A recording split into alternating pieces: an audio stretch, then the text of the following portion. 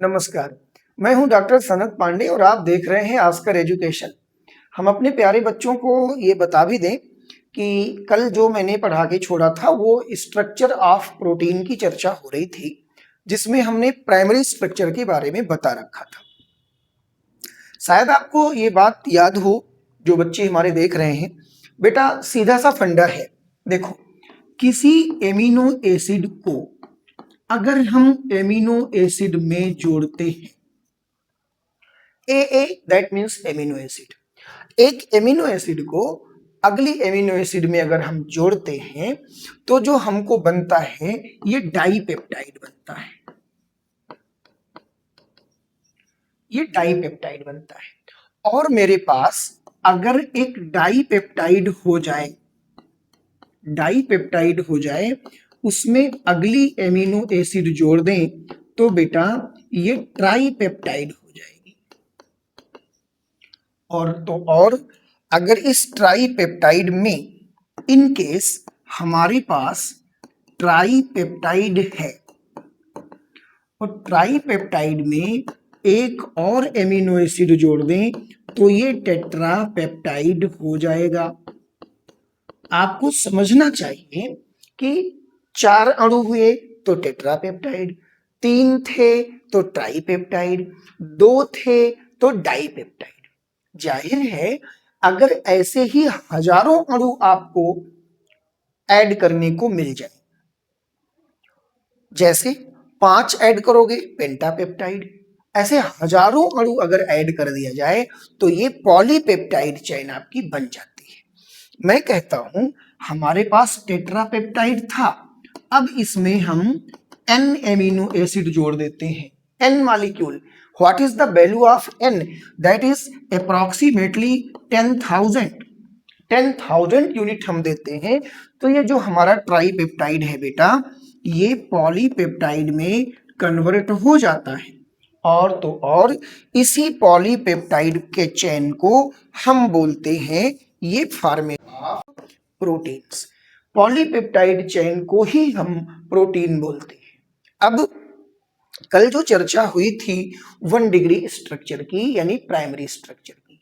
जो primary structure होता है वो लीनियर स्ट्रक्चर होता है और वो इसी पैटर्न पर बनाया जाता है।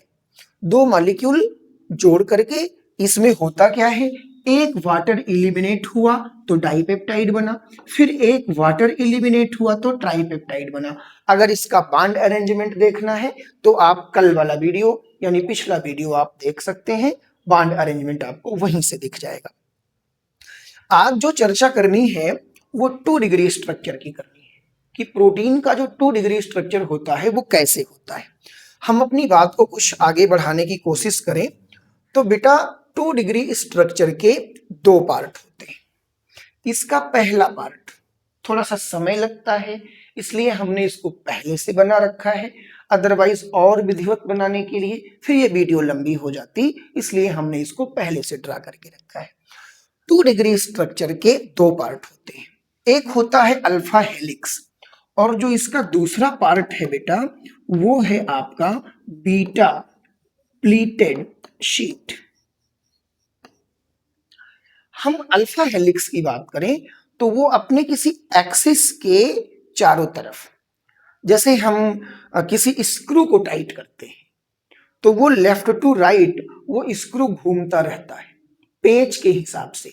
ऐसे ही ये हमारी स्ट्रेंज आती है, ये पुंज आती है और ये इस एक्सिस के चारों तरफ यूं ही वो क्या होती है, घूमती रहती है। अच्छा, जितनी वो घूमती रहेगी उस किस क्रम में घूमेगी बेटा, उसका ऑर्डर वही रहेगा। ये होगा आपका NH, ये CH, ये R और ये C double bond. This is also and so on so four, this is also and so on so four. ये होल पावर n हो जाता है। इसी को तो हम लोग पॉलीपेप्टाइड चेन बोलते हैं। तो ये जो भी आपकी पॉलीपेप्टाइड चेन है, ये polypeptide chain NH CH R CO, ये इसमें एक क्रम में ऐसे लेफ्ट टू राइट ये क्या होते हैं, ये ऐसे ऐसे अरेंज रहते हैं। अब इनके बीच में जो भी सिंगल पेच होता है, मतलब यहां से लेकर के यहां तक जो टर्न होता है, इस प्रत्येक टर्न में बेटा ये क्या करते हैं, ये बीच में आपके हाइड्रोजन बॉन्ड ये बनाते हैं। ये होता है आपका अल्फा हेलिक्स।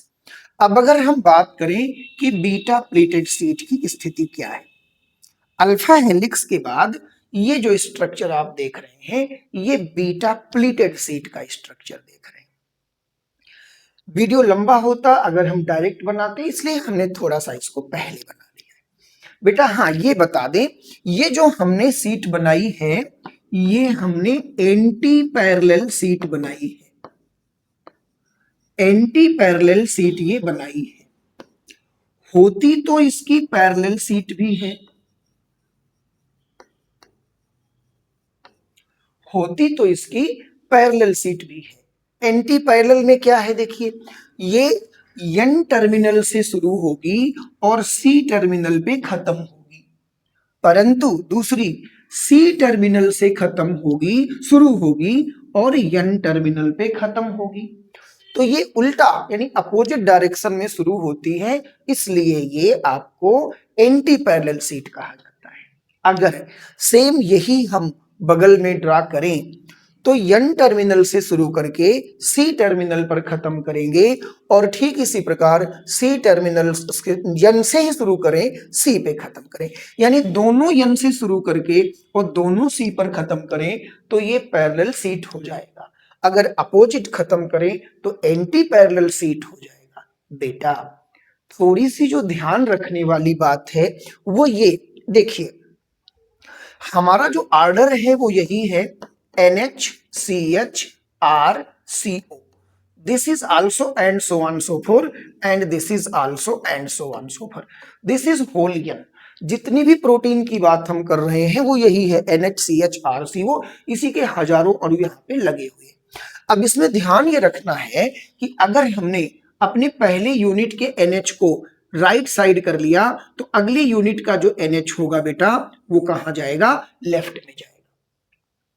पहली यूनिट का NH राइट में है तो अगले का लेफ्ट में है, फिर अगला आप देखेंगे राइट में है, फिर अगला आप देखेंगे लेफ्ट में है। ये अल्टरनेशन हमको ध्यान रखना है। जब हमने इसको पलट लिया तो एक CO मेरा लेफ्ट में है तो अगला CO राइट में है, फिर एक CO लेफ्ट में है तो अगला CO राइट में है। कोई भी हाइड्रोजन जब ऑक्सीजन के पास जाता है, उसके करीब में आता है, तो वो हाइड्रोजन बॉन्ड का फॉर्मेशन करता है। तो ये जो कुछ भी आप बीच बीच में शैडो शैडो देख रहे हैं, यहां हाइड्रोजन बॉन्ड बन रहा है। तो ये तो बात हुई आपके सेकेंडरी स्ट्रक्चर ऑफ प्रोटीन की, अल्फा प्लेटेड सीट और अल्फा हेलिक्स और beta pleated seat. 3 degree structure को देखिए जरा। 3 डिग्री स्ट्रक्चर जो होता है ये एक लंबा सा, ये रैंडम ऑर्डर का ये एग्रीगेशन होता है।